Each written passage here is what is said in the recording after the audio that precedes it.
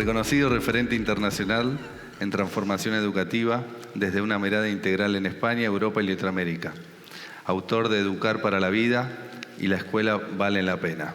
Fue director del Colegio Juan XXIII, Barcelona, y director adjunto de la Red de Colegios de Jesuitas de Cataluña. Bueno, y como su libro, que lo recomendamos muchísimo, si todavía no lo tienen, pues adquiéranlo y léanlo. Fundamentalmente, Educar para la Vida es la inspiración para esta conferencia. Entonces, ahora sí, con un fuerte aplauso, vamos a recibir a nuestro orador, Pepe Menéndez, y su conferencia Educar para la Vida.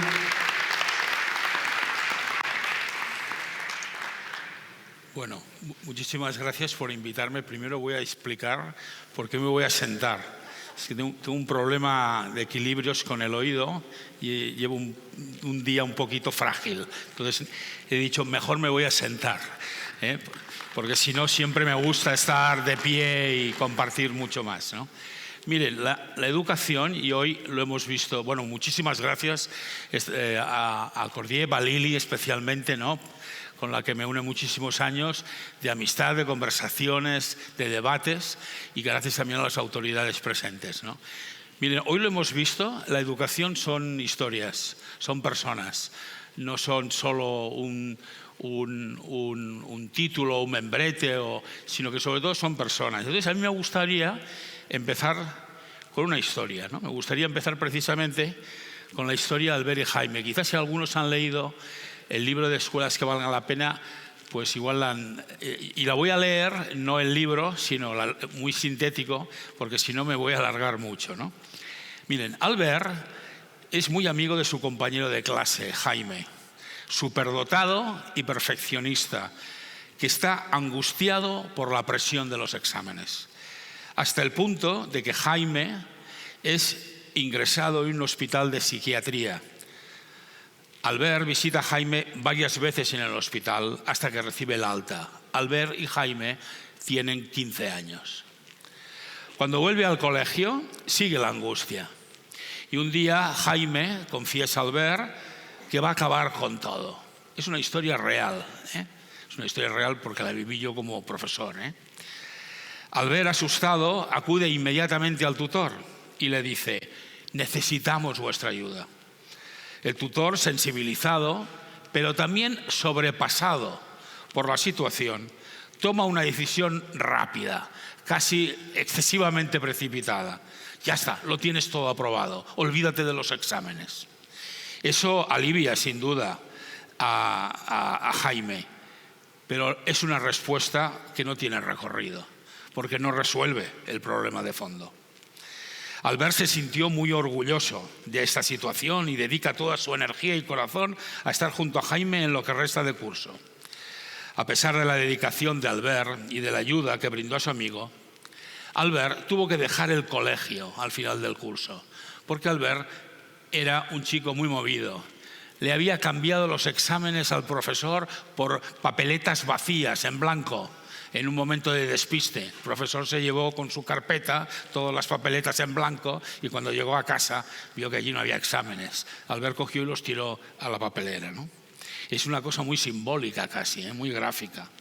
Albert tuvo que dejar al colegio al final, un colegio exigente, un colegio que pide un alto nivel, ¿no? Y lo tuvo que dejar por sus malos resultados académicos.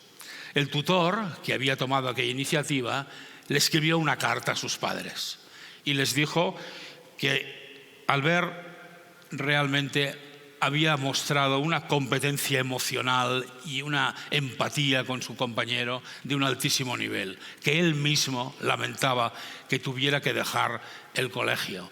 Un colegio que en principio también defendía sobre todo la formación de la persona por encima de los resultados académicos. Albert tuvo que dejar el colegio, pero Jaime al año siguiente también lo tuvo que dejar, porque la presión académica, porque en el fondo su problema de fondo no se había solucionado. A mí me gusta esta historia, primero porque la viví, ¿no?, en primera persona. Luego tengo que decirles que Albert es ahora un empresario de éxito que se mueve por toda Europa. Aquel chico era un poco emprendedor, ¿no? Se le ocurrió los exámenes, sustituirlos, el atrevimiento.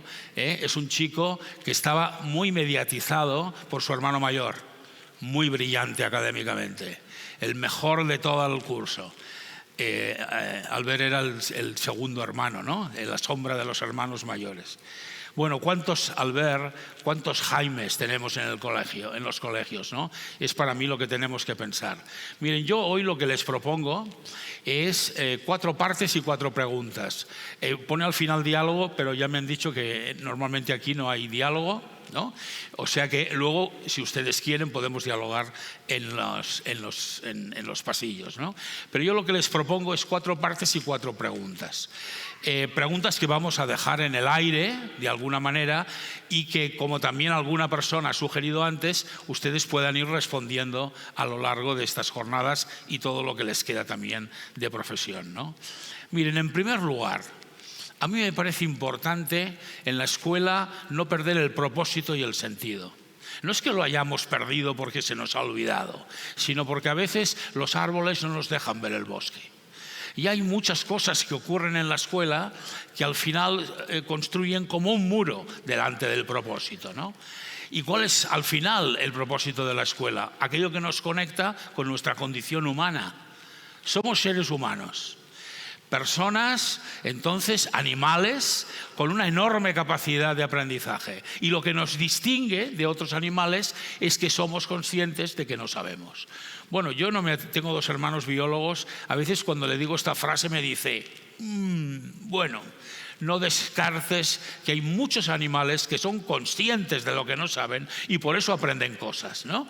Pero en todo caso, ¿por qué enseñamos? Pues enseñamos para que las personas entiendan lo que son, de dónde vienen, entiendan sus contextos, entiendan de alguna manera la consecuencia de sus acciones, entiendan cómo pueden conectar con ese propósito vital. A mí me parece que esta conexión de la escuela con el proyecto de vida no la debemos perder. Mire, cuando yo estudiaba solo un 15% de la población de Barcelona, de los finales de los años 70, estudiaba, yo siempre distinguía en las clases lo que tenía que ver con la realidad y lo que no tenía que ver. Oigan, todo tenía que ver con la realidad. Todo lo que aprendes en una escuela tiene que ver con la realidad. Pero el alumno no lo percibe de esta manera. No percibe esa conexión. Yo creo que los profesores somos o hemos de ser expertos en conectar lo que queremos que aprendan con cosas, con situaciones, que le rodean al alumno y que le pueden hacer conectar con la vida, que pueden hacerle entender para qué aprende las cosas. Con una compatriota suya, Nora Wiatkowski, no sé si la conocen, es una religiosa que fue durante un tiempo la responsable de la formación de novicias de América y Caribe. Nora, que es una mujer que ahora está muy enferma, ¿no? Es una mujer joven, pero que está con un cáncer muy destructivo. Con Nora ella es una mujer de espiritualidad ignaciana, y con ella compartí muchas conversaciones. Y me dijo una cosa sorprendente también incluso para una persona formada en los jesuitas como yo, ¿no? Me dijo, mira, te voy a decir una cosa que en el fondo he aprendido a conectar a Freud con San Ignacio. Esto sí que me parecía una cosa freudiana, profundamente freudiana, ¿eh? ¿Y cómo los he conectado? Con la formulación de qué significa una persona consciente. Y a mí me sugirió el proceso educativo, formativo de los alumnos. Es un alumno que primero tiene que percibir las cosas, ¿no? En el fondo acercarse a las cosas que ocurren, que tiene que recordar. Y no estoy haciendo con eso una apología de la memoria, pero recordar es una palabra de origen latino que significa pasar 2 veces por el corazón. Recordare, pasar 2 veces por el corazón. Recordamos aquellas cosas que nos pasan por el corazón, porque las que hemos memorizado solo para hacer un examen las olvidamos.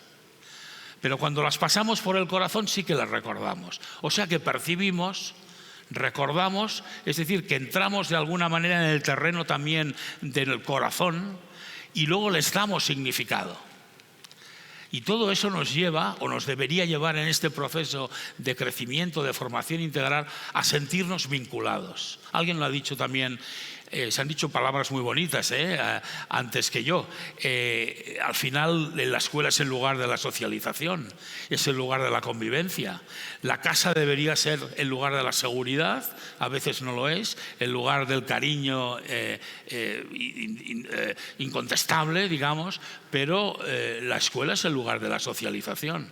Es el lugar donde nos reconocemos en relación con los demás, donde incluso donde nos identificamos, donde nos valoramos, donde nos autoconceptuamos en referencia a los demás. Y ahí nos vinculamos. Y poco a poco el alumno habita en la realidad. Pero habita, fíjense, desde una profundidad de haber percibido, de haber dado significado, de haberlo pasado por el corazón, porque al final necesitamos alumnos que tomen opciones en el mundo. Miren, yo nunca he creído, lo siento igual por si alguno de ustedes lo ve así, ¿no? Miren, nunca he creído ni que los jóvenes sean más irresponsables que nosotros, ni que los jóvenes sepan en términos generales menos cosas que nosotros, ni siquiera que los jóvenes sean más maleducados que nosotros. Los adultos somos bastante maleducados en general, ¿eh? Lo que pasa es que solemos guardar las formas. Mire, esto en la época clásica, Sócrates, Platón ya lamentaban la insolencia de los jóvenes.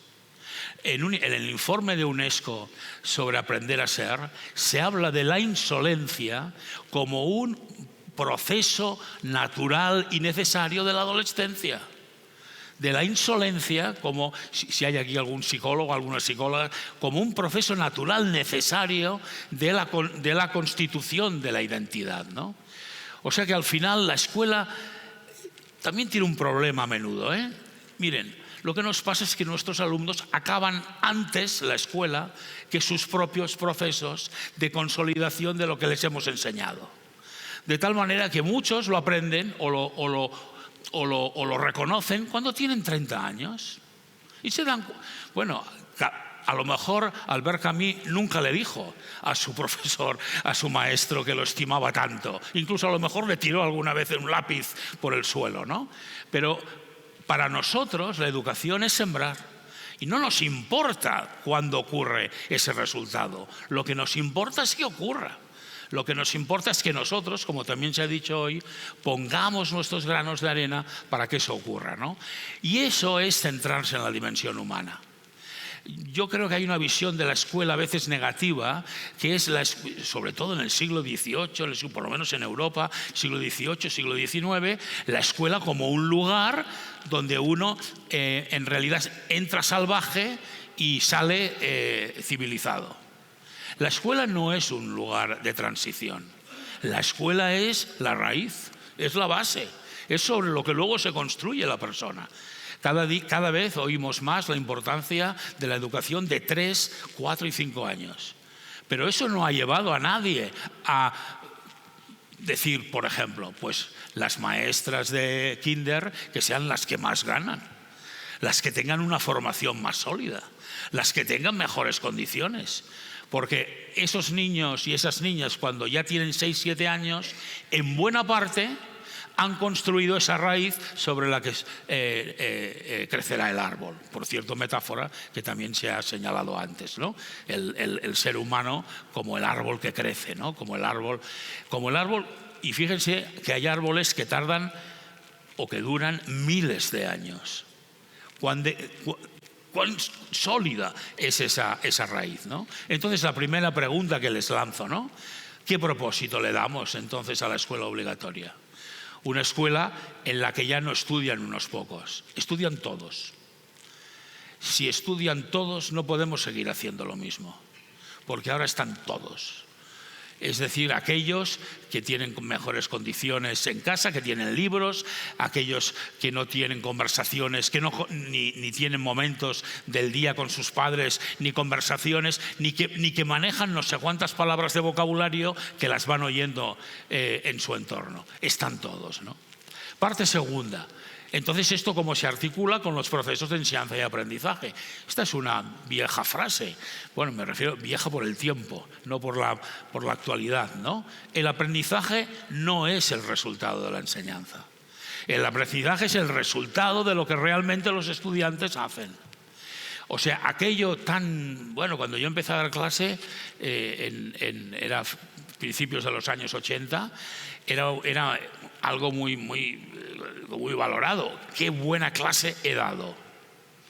¡Qué buena clase he dado! No, está bien, está bien, porque la autoestima también está bien, digamos, ¿no? También es importante para un profesor.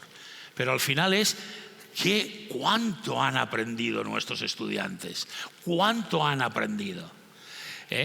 Por eso a mí me parece interesante esta idea de... el siglo XX acaba consolidando la idea del derecho universal a la educación, que básicamente ha querido decir el derecho a tener una plaza escolar.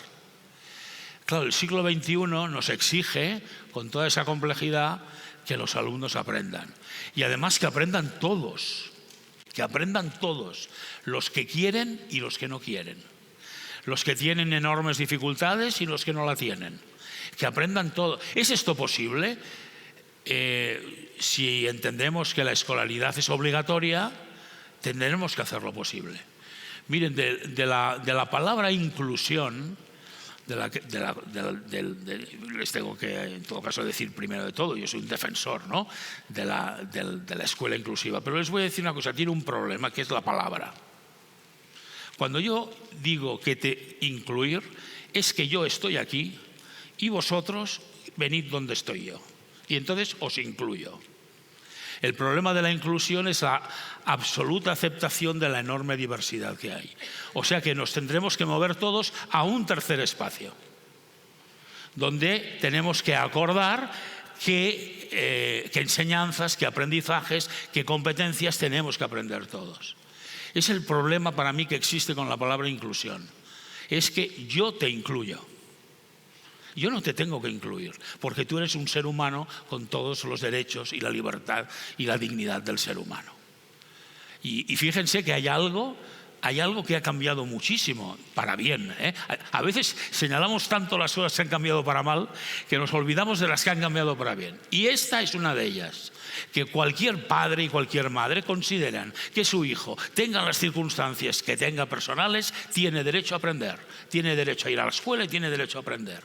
Y eso es algo positivo, porque eso significa el valor que tiene la escuela, que le hemos dado mucho valor al aprendizaje. Es como en un hospital que alguien discutiera el derecho a ser sanado, el derecho a ser curado, cuando sabemos que todas las personas no se curan, porque la vida humana es finita.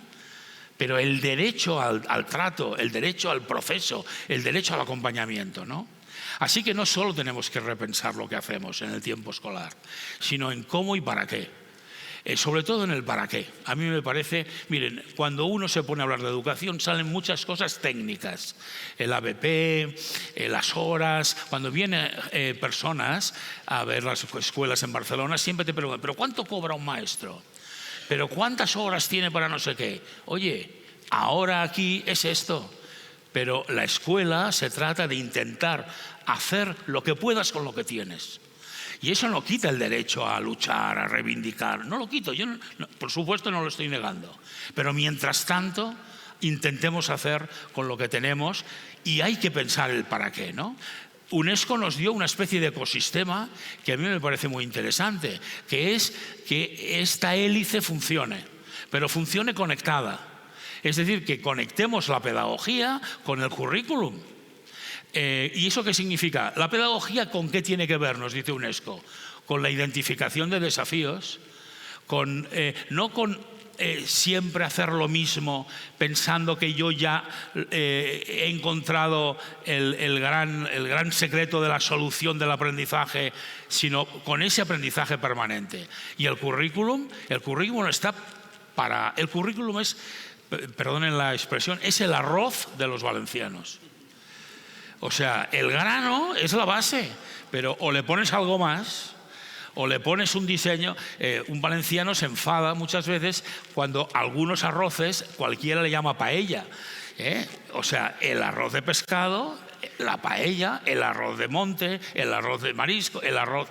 El grano es el currículum, pero y los cocineros son los profesores. Y tienen que manejarlo, y tienen que cocinarlo. ¿Y con qué tienen que ligarlo? Con la propia organización escolar, con una mirada diferente a la evaluación, con un deseo de compartir, esta expresión de difusión, con un deseo de compartir en red mucho más. Y miren, la profesión docente tiene que ser una profesión similar a la de un grupo de investigación científico. La ciencia es verdad hasta que se demuestra lo contrario, ¿no? Y fíjense las cantidades de cosas que hemos aprendido cuando íbamos a la escuela de ciencias que luego han cambiado, ¿no? Los espacios también dan sentido, ¿no? Estos espacios que ven, vale, de acuerdo, son muy bonitos, son muy hermosos, alguno puede pensar yo no los tengo. Miren, yo conozco escuelas en Barcelona que lo único que han hecho es cambiar las mesas y las sillas de situación, de orden, donde se pone el profesor. Eso es muy simbólico. Es muy simbólico donde se pone un maestro. Es muy simbólico lo que un maestro hace mientras los estudiantes ponen en práctica la teoría que les ha explicado, ¿no? A mí me parece interesante este cuadro que sale del grupo de competencias básicas de allí de Cataluña, que con estas 4 preguntas, fíjense que son 4 preguntas para un claustro, para una reunión docente, ¿no? ¿Para qué enseñamos? Es que no están contestadas ya.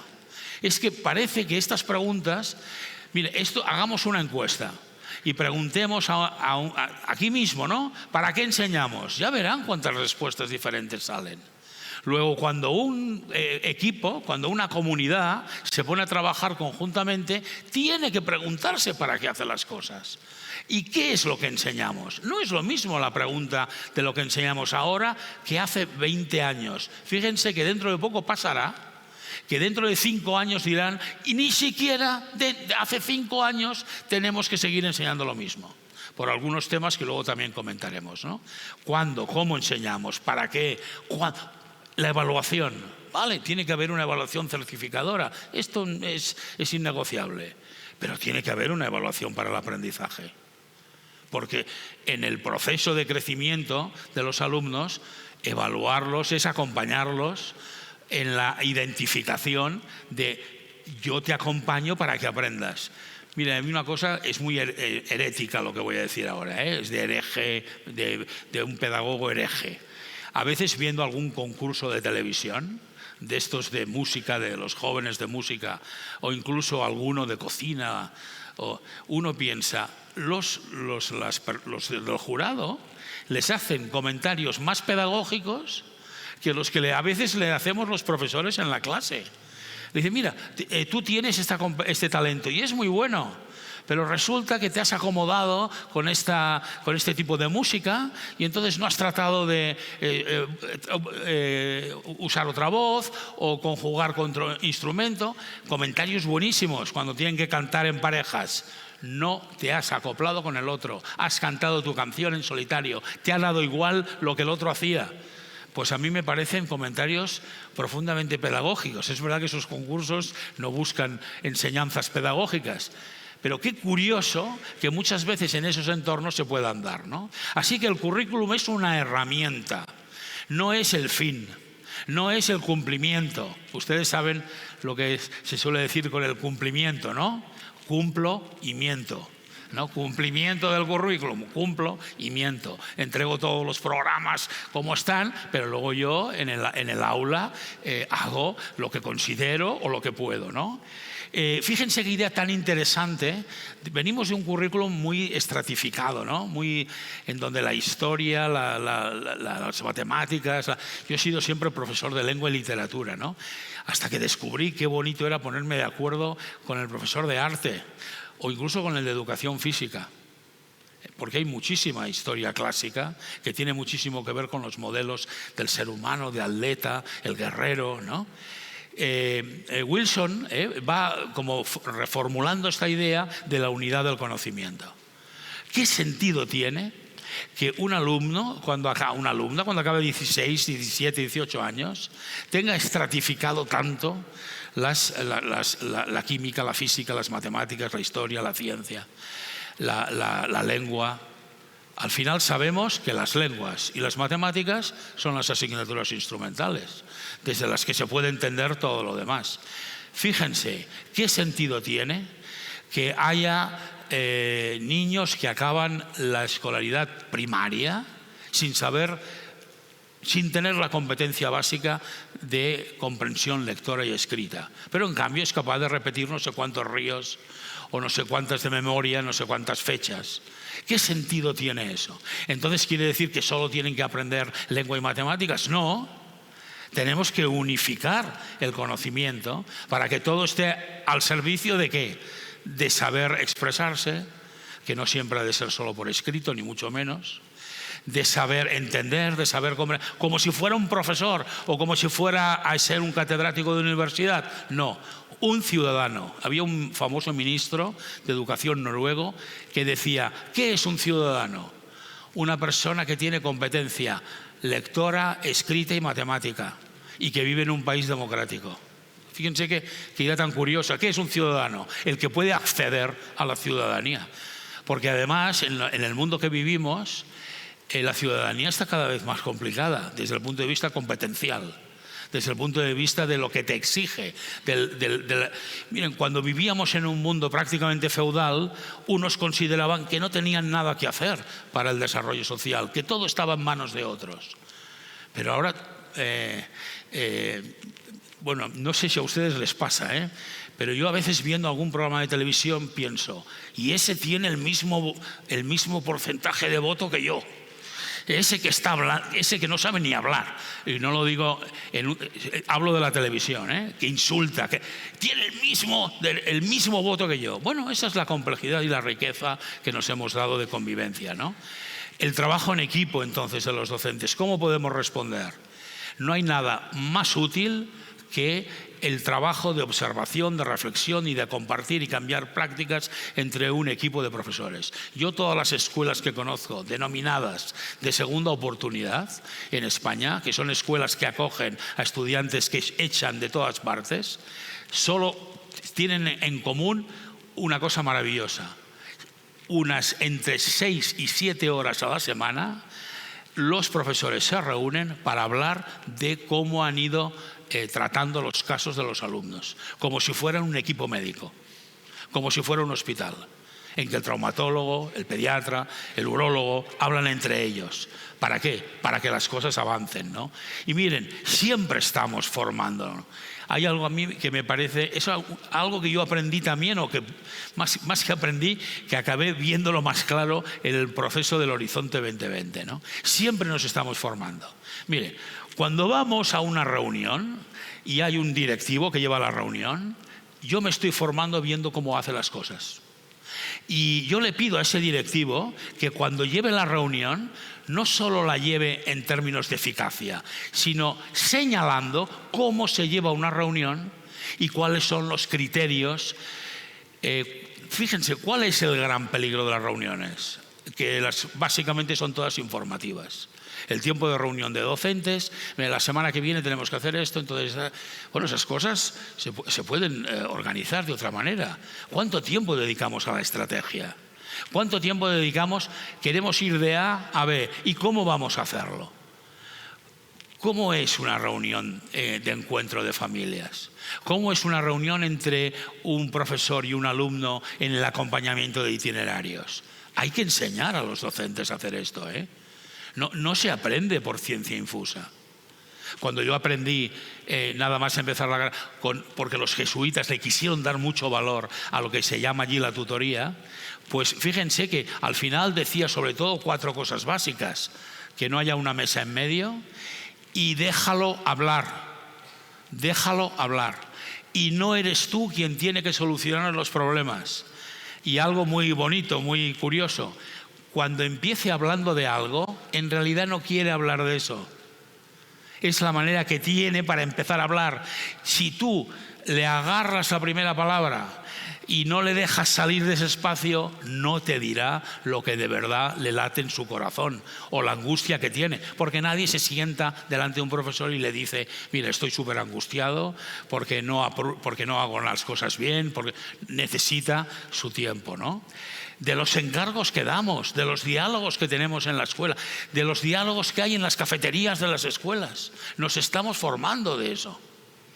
Si dejamos que las conversaciones de una escuela domine criticar al que no está, es aquello de: se reúnen dos profesores y critican al director, se reúne el director, critica a los profesores, se reúne la familia, critica al colegio, se reúne el director y critica al gobierno, se reúne el gobierno y critica a los directores.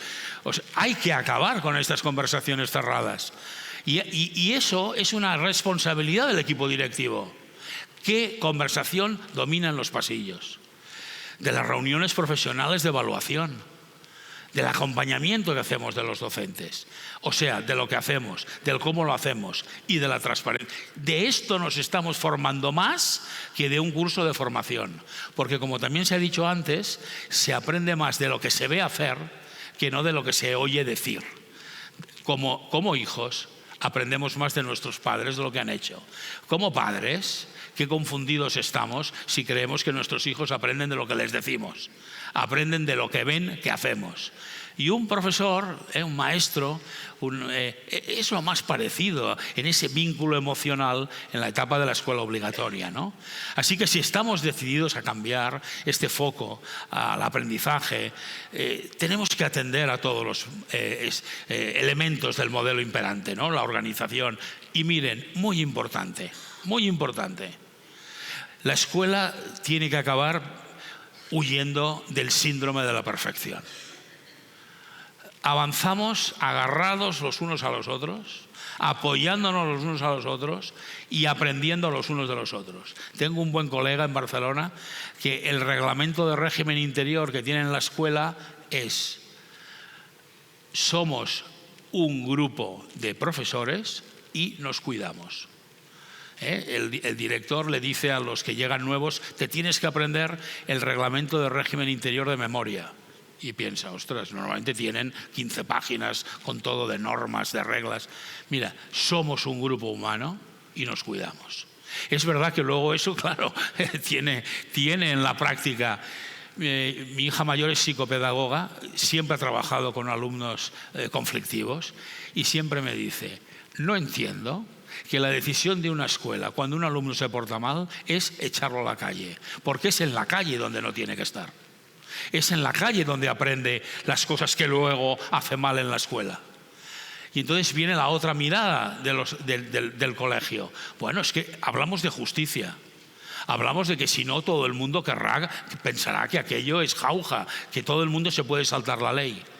Miren, hay escuelas que parten de la base de que todos los alumnos quieren aprender, de que todos los alumnos quieren ser estimados, quieren ser amados.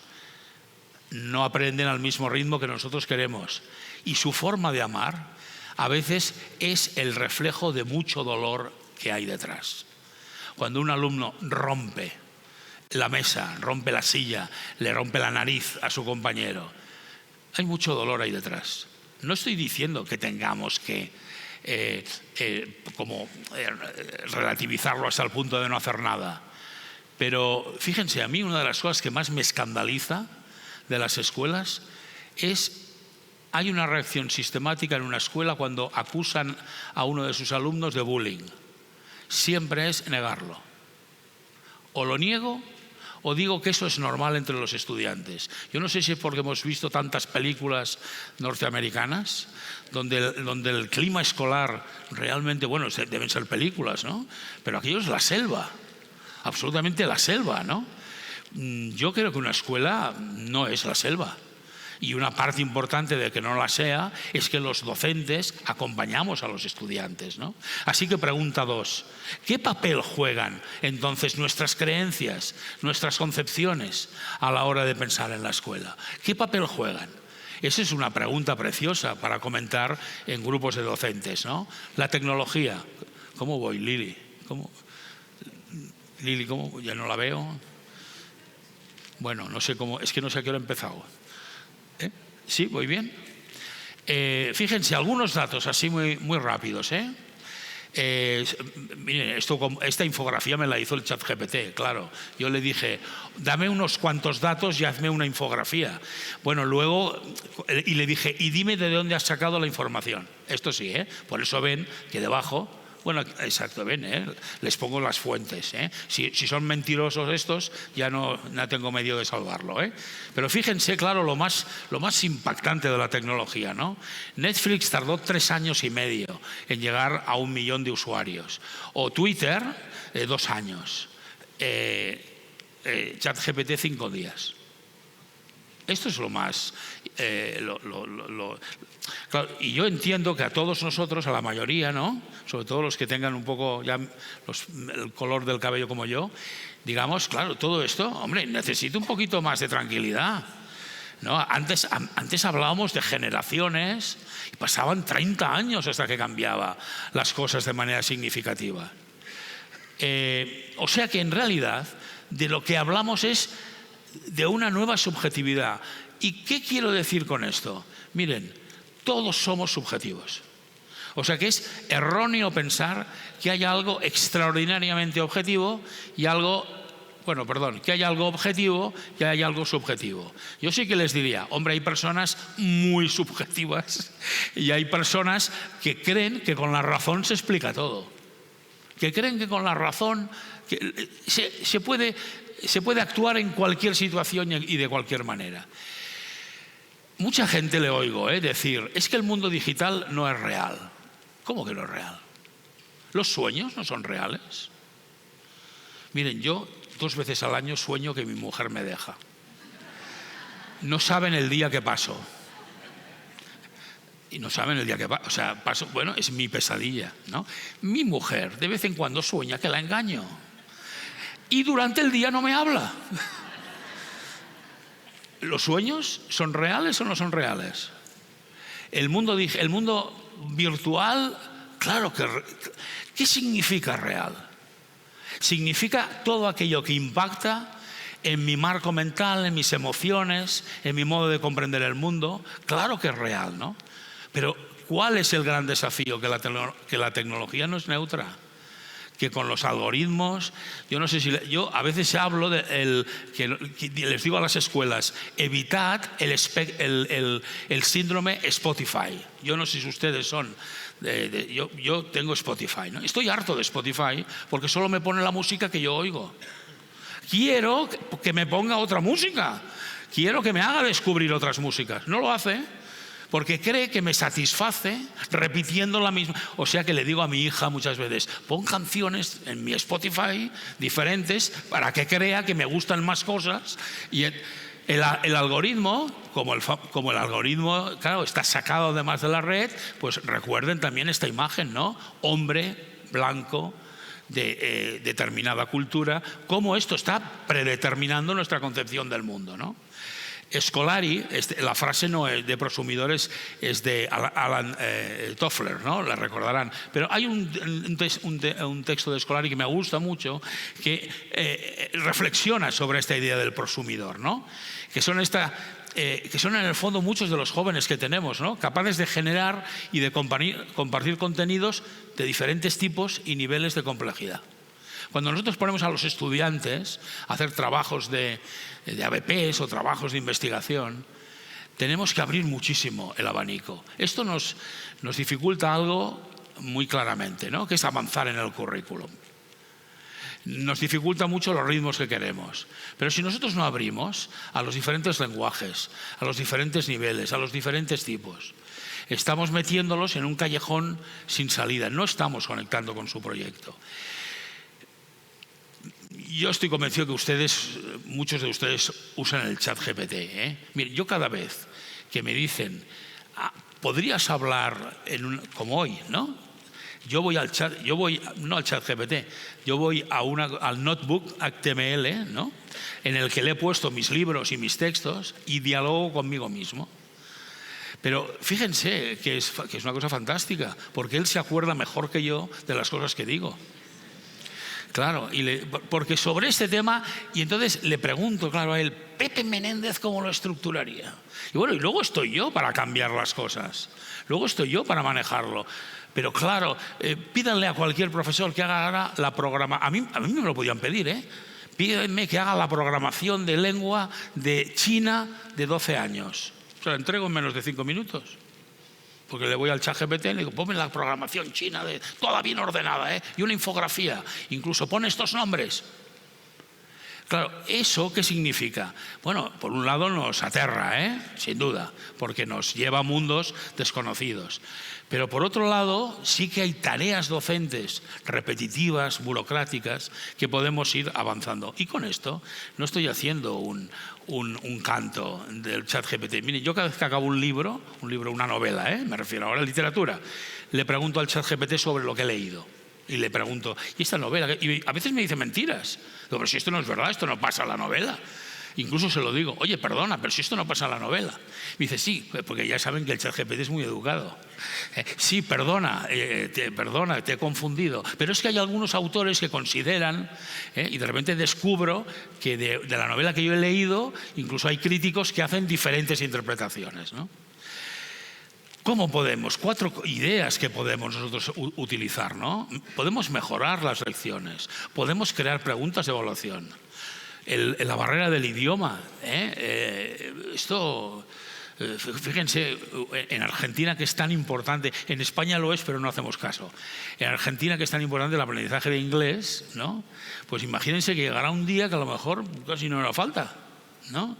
Casi no hará falta. ¿Por qué querremos aprender inglés? Atención, qué importante. Porque el inglés, el idioma, refleja una cultura.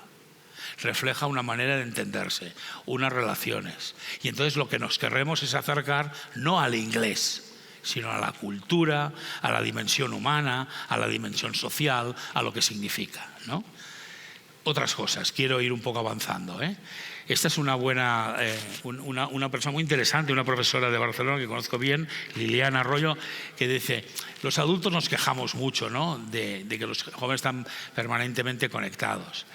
Dice, pero hay 2 tipos de adultos, los que hacen exactamente igual que los jóvenes, es decir, estar todo el tiempo conectados, no hay más que ir a un restaurante, o los que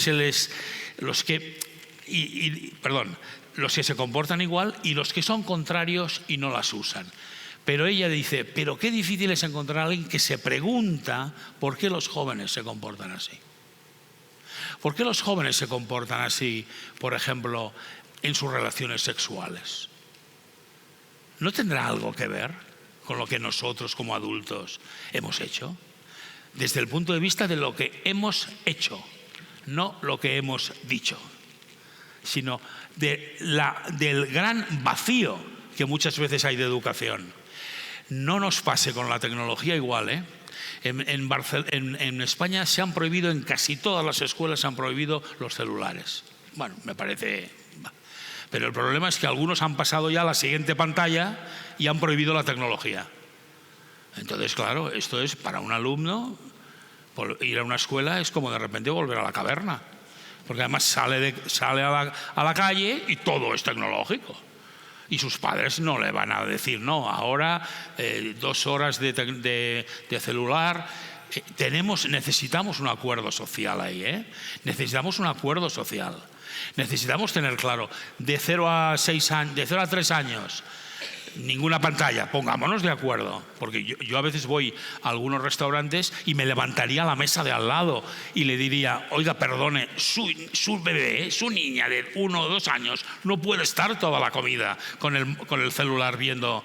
En cambio, en otras ocasiones uno le diría a un docente, tienes que hablar de tecnología, tienes que usarla, no hablar solo, sino usarla, ¿no? Jaume Funes, que es un sociólogo, también un buen amigo, ¿no?, dice, ahora se ha ganado todos los insultos de todo el mundo, porque él, en el fondo, y además es curioso, perdonen el contexto, es un hombre muy de izquierdas. O sea que en el fondo parecería que tuviera un grupo allí que le defiende. No le defiende nadie ya. Solo porque dice algo que me parece muy interesante. Los jóvenes no es si sí o si no, ya viven en un mundo digital. O sea, de lo que se trata es cómo les acompañamos en ese mundo digital. Porque si no les acompañamos, ¿quién les acompañará? Las grandes compañías tecnológicas. Esas son las que van a decir que están pensando ya en hacer escuelas. Bueno, que ya las hacen. Que llegan a crear ecosistemas que no... Toda la pedagogía tiene ideología. Toda la pedagogía tiene ideología. No hay una pedagogía neutra. Si yo creo que cuando yo hablo tú aprendes, estoy pensando en un proceso completamente vertical. Hay estudiantes que aprenden cuando un profesor habla, ¿eh? Yo tengo 3 hijos, mi hija pequeña aprende así. Impresionante. Se lo sabía todo. Prácticamente no necesitaba volver a estudiar nada. Una capacidad de atención. Fíjense, ¿qué era? Interés y atención. Pero el interés yo no lo puedo conseguir con obligación solo. Ya sé que el 85% de los estudiantes necesitan variedades, ¿no? Pregunta 3, pues. ¿Qué papel le damos a la tecnología en nuestra estrategia de enseñanza y aprendizaje? Y podíamos decir también en nuestra estrategia educativa. La parte última ya, el liderazgo para el aprendizaje. Esta es una frase, perdonen, ¿no? Uno lleva muchos años con los jesuitas, ¿no? Pues algo tiene que un poquito de referencia, ¿no? Esta es la frase que le dijo San Ignacio, San Francisco Javier, porque San Francisco Javier era un atleta en París, un gran estudiante, lo tenía todo, y le preguntó, San Ignacio era cojo, no podía correr, encima fue a la escuela con 40 años con niños, ¿no? ¿A dónde voy? ¿A dónde vas y para qué? Es una pregunta que nos tenemos que hacer nosotros. ¿A dónde voy y para qué? Ahora hablo como líderes educativos, como directivos, pero ¿a dónde voy?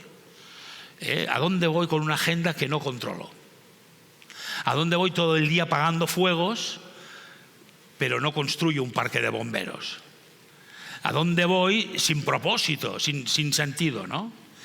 Por eso, y aquí también ven la huella de la pregunta al ChatGPT, pero pongo las fuentes, por si acaso, fíjense que diferentes estudios señalan, ¿no?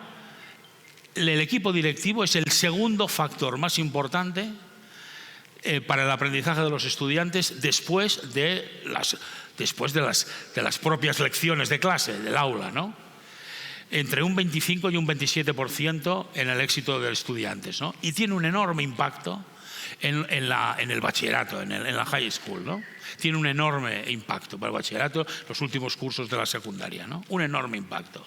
Porque cuanto mayores son los estudiantes, en definitiva, más compleja es la vida de la escuela. Pero no solo en comportamiento, sino en exigencia también de diálogos, de conversaciones.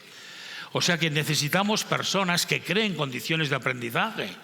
En el último informe GEM para América Latina, el 81%, esto puede ser una buena noticia, el 81% de los creen que el liderazgo mejora el aprendizaje de los estudiantes. Es verdad que aquí hay una pequeña trampa. Ese liderazgo también es el liderazgo de los profesores, el liderazgo para el aprendizaje. Pero necesitamos... Mire, un director no tiene que saber más cosas técnicas que sus profesores. Tiene que saber conseguir que sus profesores al final son un equipo, una comunidad, que tiene estudiantes, que tiene familias y que las tiene que movilizar. Aquello de Heifetz, de Ronald Heifetz, hacer que las cosas pasen, pero no por obligación. Porque en la educación es verdad que hay algo clarísimo. Un gobierno puede hacer 45.000 edictos. Un director de escuela puede hacer 45.000 reglamentos de régimen interior. Que luego el profesor entra y cierra la puerta. Y hace lo que quiere. No lo digo en sentido despectivo, No lo digo en sentido despectivo. Pero, ¿cómo puedo conseguir entonces que las cosas pasen? Trabajando las creencias, trabajando los compromisos, creando la confianza, ¿no? Creándolo. Esta diapositiva, si alguien me ha oído alguna vez, siempre la suelo poner, ¿no? Porque al final, fíjense, es crear una visión de éxito, crear un clima agradable, cultivar el liderazgo, mejorar el aprendizaje y manejar los datos. Y eso tiene instrumentos.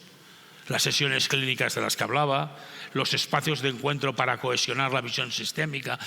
Necesitamos tiempo de los profesores para que trabajen juntos, reflexionen juntos sobre cómo están haciendo las cosas, sobre cuáles son las prioridades curriculares, etcétera, ¿no? Así que pasar de esta inercia individual a la colectiva, ¿no? Al final necesitamos personas, directivos, colaborativos, inspiradores, acompañantes, interpeladores. Esto es muy cansado. Esto es enormemente cansado, es agotador psicológicamente. Como una pequeña anécdota, el día que cuando me nombraron director, al cabo de 2 semanas me di cuenta de que era yo siempre el que tenía que saludar. De que si esperaba que los profesores pasasen por allí, no, ellos me miraban, en el fondo me miraban, si no me saludas es porque eres un engreído autoritario. Eso es muy cansado, porque uno también está cansado al día, ¿no? Y llega aquellos momentos en los profesores, nos hemos reunido para celebrar, vale, vamos para allá. Tienes que saludar a todos, porque si no, creen que tú no los consideras. Bueno, pues líderes conectados, ¿no? El liderazgo para el aprendizaje. Miren, los retos adaptativos de los que escribió tanto Heifetz y Laurie, ¿no? Los retos adaptativos son culturales, no son técnicos. Podremos resolver magníficamente un reglamento donde los celulares están prohibidos, pero si en la cabeza de los estudiantes no hay espacio para crear una motivación por el conocimiento, una atracción por experiencias significativas y profundas, no pasará nada, no pasará nada, Así que la pregunta cuarta, que es la última ya de todas, ¿no? ¿Cómo acompañamos a los líderes educativos? Ustedes que básicamente están aquí como representantes de asociaciones, de grupos, ¿cómo acompañamos a estas personas? Y déjenme que acabe con una frase de un libro que ya a las alturas estas, en las reflexiones, se han dicho de una manera o de otra. Y es esa de que la escuela es el lugar en el que se pronuncian las palabras más bellas y nobles de la voluntad humana, La personalización, crecimiento, pero a menudo, en demasiadas ocasiones, es el lugar donde se quiebran de manera traumática los sueños infantiles y de juventud. ¿Por qué pasa eso? Yo lo he querido entender en la reflexión. Pasa porque la escuela es muy potente. Pasa porque la escuela es un instrumento muy potente de las sociedades humanas. Si no fuera potente, no sería capaz de hacer el bien y el mal. El fuego, la rueda, la imprenta, Internet, el rayo láser, son inventos muy potentes de las sociedades humanas y por eso son capaces de hacer el bien y el mal. Pero nosotros siempre creo que deberemos pensar, pero la escuela siempre ha de ser un lugar de esperanza. Muchas gracias.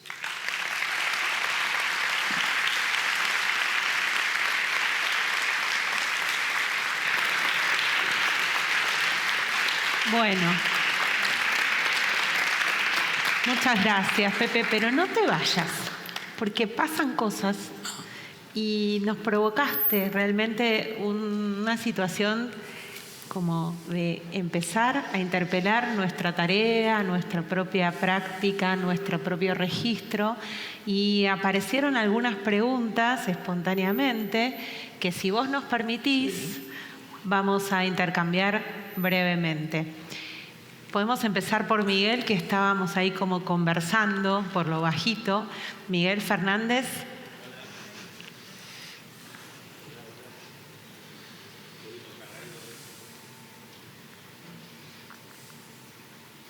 Hola, ahí está. Buenas tardes, un gusto conocerlo. Yo tengo 2 preguntas. La primera es: ¿por qué todos los que vienen a dar una charla ponen una foto de 20 años atrás? No. Y la segunda... No. Y la segunda es la siguiente. Sí que he cambiado. Esta tiene 2 años. No, la pregunta es que a mí personalmente me mueve. Yo he pasado por las aulas, estoy en el retiro, pero me interesa, sigue siendo para mí la educación un tema de preocupación. ¿Cómo lograr en esta batalla o búsqueda de acuerdo con la tecnología, cualquiera de las dos opciones o todo lo que pueda ir en el medio. Que, por ejemplo, cuando queremos que nuestros estudiantes lean El Quijote, no se vean tentados de ir a la señorita esta de la inteligencia artificial y se ahorren varias horas de goce literario y presenten un trabajo de una carilla que se los dio el sistema informático. Digamos, ya fue difícil en mi época de aula competir con un montón de intereses que los adolescentes normalmente tienen. Pero imagino que hoy esto de tratar de convencerlos de que en lugar de recurrir a esa herramienta que es válida, que existe, que es gratis y que les cubriría la tarea, pero no les permitiría un aprendizaje que me parece que es el que eventualmente puede motivar. No sé si... Sí, está muy claro. En primer lugar, yo lo que diría es que no hay una sola respuesta, porque depende mucho del contexto. En primer lugar, tu edad, que debe ser por lo menos como la mía, supongo, más o menos, ahora de... Bueno, yo estoy en el borde. Teníamos un competidor muy fuerte, muy creativo, que eran los cómics. ¿Se acuerdan? Los cómics, ya desde principios del siglo XX, ¿no? Creo que el cómic, ¿no?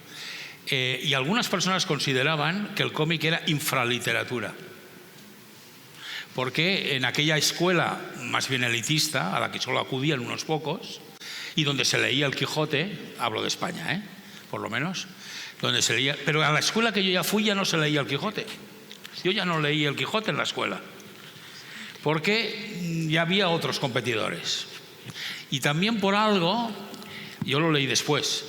Bueno, lo leí una vez que me rompí la pierna, y tenía muchísimas horas, y dije, este es el momento, ¿no?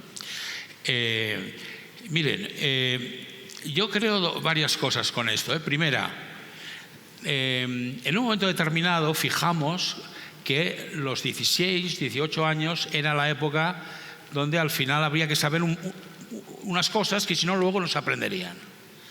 Yo creo que era cuando las personas tenían una expectativa de vida aproximadamente pues de 50 y pico, 60 años. Y donde en el fondo donde la cultura era muy elitista también. O sea que luego estas personas, como si no lo saben ahora no lo sabrán nunca. El director de una famosa editorial de libros de literatura, no solo juvenil, esto los descartaba, de literatura española, me decía: ahora es una de las épocas de la historia donde los jóvenes entre 15 y 30 años leen más. Son compradores de libros, aunque recuerden, no sé si la saben, la famosa anécdota de Pío Baroja, porque Delibes le dijo: ¿cuántos libros has vendido de esta? Esto estamos hablando de principios del siglo XX, ¿no? ¿Cuántos libros has vendido? Y el otro le dijo: pues igual 2000. ¡Buah! Eso no es imposible, ¿cómo vas a vender tanto? Y dijo: es verdad, que ahora leen las mujeres. O sea, en el fondo, yo creo que lo que sí que tenemos que hacer es pensar, bueno, muchas de las cosas que nosotros ahora pensamos que no deben hacer, por eso decía antes lo de sembrar, bueno, igual no lo van a hacer ahora, lo que queremos es que lo hagan en algún momento. O sea que por eso yo hablo de esa esperanza, ¿no? Si tú vives en una casa donde tus padres leen, y entonces la escuela ahí ya no puede entrar, ¿no? En una casa donde tus padres leen, acabarás leyendo, aunque sea por aburrimiento. Acabarás siempre que no te lo impongan, siempre que no te lo impongan. Si tú vives en una casa donde tu padre tu madre es magnífica dibujante de cómic o de cuadros, acabarás interesadísimo por el arte, ¿no? O sea que el entorno influye mucho. ¿Qué ocurría con aquella escuela? Estoy pensando mucho en aquellas escuelas pequeñas, ¿no? De principios del siglo XX hasta la Segunda Guerra Mundial, ¿no? Donde el maestro, casi todos eran hombres entonces, el maestro era tan influyente, Camus, ¿no? claro, que primero existía los padres, Dios y Dios en forma humana, que era el maestro, digamos, ¿no? Y ahí había una especie de entrega, digamos, emocional a una sabiduría que no podía encontrar en otro sitio.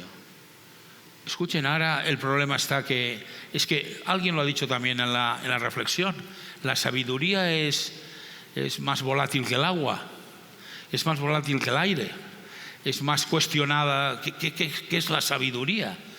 La sabiduría, al final, podríamos estar de acuerdo que es la conformación en la persona, lo que decía de Nora Wiatkowski, de que cómo hago del conocimiento finalmente una opción de vida. Yo no tengo que recordarles, las sociedades humanas de enorme cultura y avance científico y tecnológico que lo han usado para destruir al prójimo. Es decir, saber más no nos hace mejores personas, ¿no? Nos hace mejores personas lo que elegimos con lo que sabemos.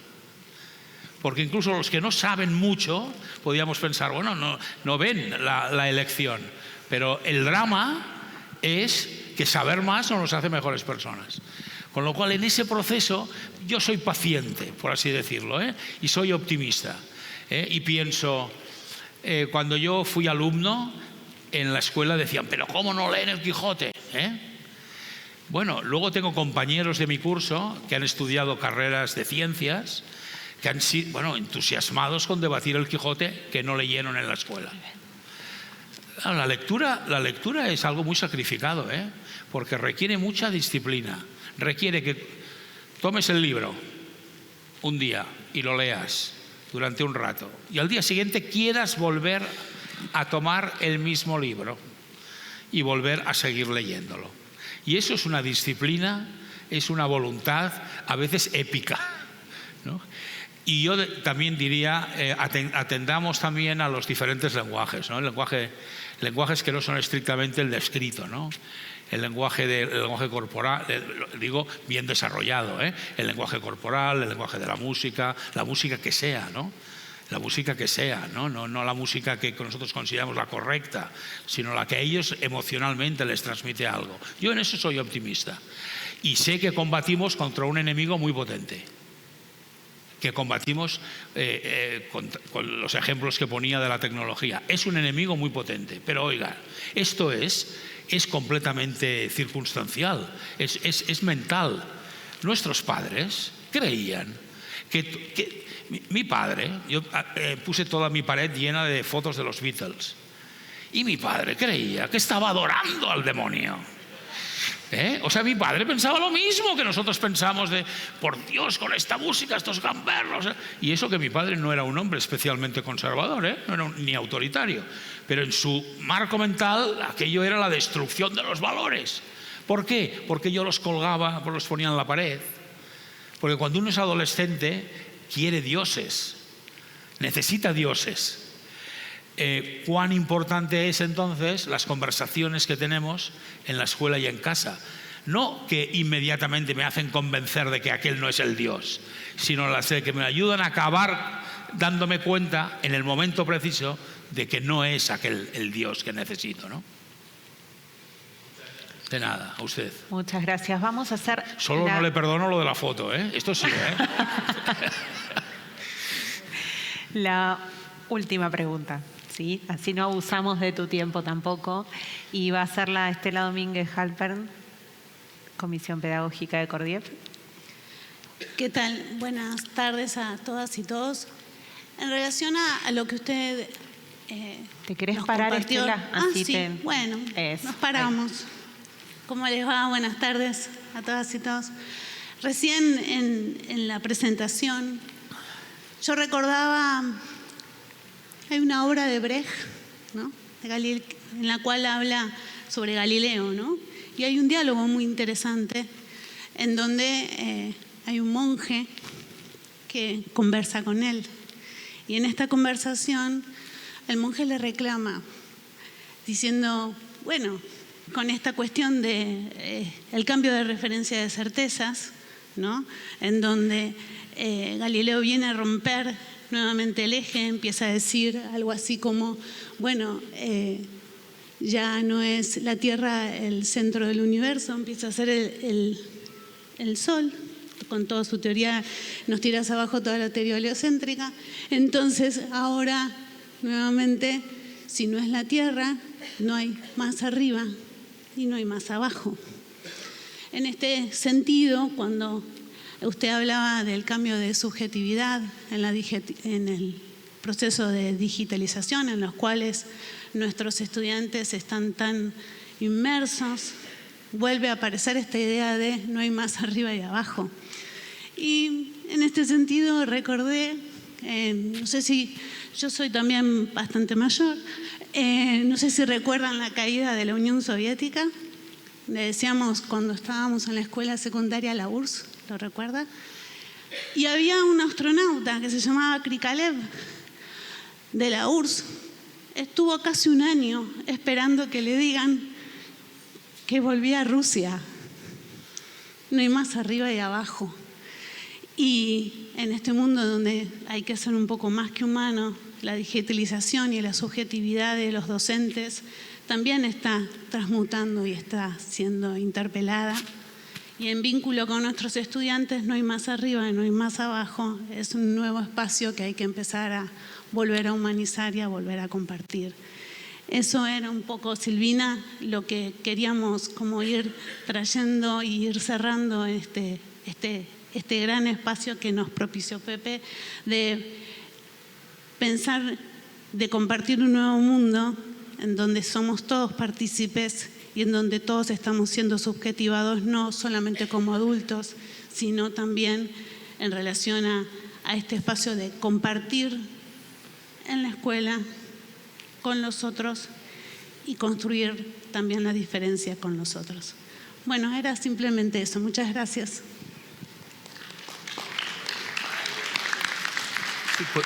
¿Puedo decir dos palabras? Por supuesto, porque era un intercambio. No, me ha hecho pensar mucho. Me ha hecho pensar mucho en algo que también se ha dicho antes, ¿no? en la reflexión, y que es el lema del Congreso, ¿no? Que es lo de la escuela en movimiento, ¿no? Claro, ¿qué ser humano puede negar que el ser humano está en permanente movimiento? Y me ha gustado, decir que me la he apuntado incluso esta frase, no sé si soy capaz de repetirla ahora, ¿no? Algo así como la escuela es el reflejo de la belleza dramática del ser humano. La he apuntado enseguida, pero ¿por qué? Porque me parece que es la aceptación, miren, es la aceptación de la reconciliación que nosotros necesitamos con nosotros mismos, con nuestra historia, con la historia de nuestros padres. Miren, un país como Argentina, un país como España. España, entre 1868 y 1936, en 100 años, vivió 4 guerras civiles. ¿Ustedes se creen que hoy España es un país al margen de aquella historia? ¿Se creen que las gentes, como ya no vivieron o no vivieron la dictadura, la mayor parte de las personas, ¿no? La franquista, no han olvidado la historia? Cuando saben que déjeme decirlo metafóricamente, que su tío mató a su hermano, que su abuelo forzaba a su abuela, ¿pero es que era todo un desastre? No. Es la historia de la humanidad. Hay un libro precioso de José Antonio Marina que es algo así como la historia de la rehumanización, que es decir, miren, todas estas son las desgracias de la historia de la humanidad, pero a pesar de todo sigue creyendo, creciendo la esperanza, el amor, sigue creciendo en que las cosas puedan mejorar, ¿no? Y necesitamos ese optimismo ahora, porque en la complejidad del movimiento tendemos o a agarrarnos al pasado o a entregarnos al algoritmo futuro como si fuera el nuevo Dios. Fíjense cuántas veces en la historia Sartre formula la muerte de Dios. Claro, en aquel momento es un revolcón cultural. Pero luego nos damos cuenta que la ciencia no nos lo explica todo, que la ciencia no puede hacer comprender el odio, el rencor. Dicen que el amor es una especie de reflejo químico del organismo humano. Hombre, algo más será, algo más será. porque por amor somos capaces de las cosas más locas, por amor somos capaces de cambiar nuestras vidas, y ahora lo digo en sentido positivo, ¿eh? O sea que la escuela también es el lugar de la reconciliación nuestra, con nuestra historia, con nuestros defectos. Es el reconocimiento de nuestros abuelos nos quisieron y hicieron cosas imperfectas, sí, pero crearon una familia, nos quisieron, nos llevaron a la escuela, nos dieron futuro también, ¿no? Y nuestros padres, por supuesto, ¿no? Pero bueno, mi madre, que tiene 97 años, cada fin de semana tiene que recordar que su abuelo y su padre no le dejó estudiar. Tiene 97 años y se ha vuelto una especie bueno, solo le falta la bandera, digamos, ¿no? ¿Por qué? Porque tu abuelo, a su padre, al que amaba profundamente, no le dejó estudiar. Pues qué importante es esta reconciliación nuestra con nosotros mismos, en primer lugar, y con nuestros conciudadanos, ¿no? Una escuela en movimiento que se centre en lo humano y que sea capaz de pensar que lo que está haciendo es ayudar a crear proyectos de vida. Muchas gracias. Bueno.